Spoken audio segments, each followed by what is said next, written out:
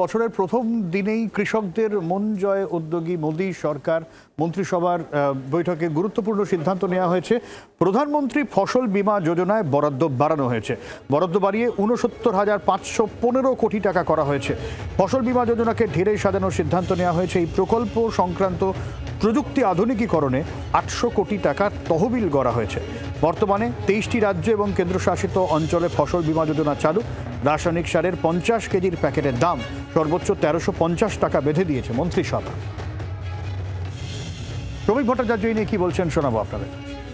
মূল্যায়নের কোনো প্রশ্ন নেই, যুগোপযোগী করে সরকারকে চালানো।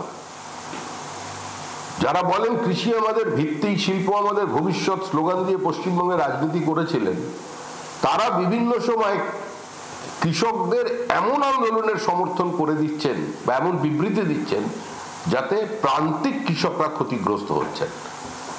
আমরা এই সরকার কৃষকের সরকার, প্রান্তিক মানুষের সরকার, এই সরকার অসংগঠিত শ্রমিকের সরকার, এই সরকার যারা কৃষি ক্ষেত্রে শ্রমিকের কাজ করেন তাদের সরকার। সেটাই জন্যই এই সিদ্ধান্ত নেওয়া হয়েছে।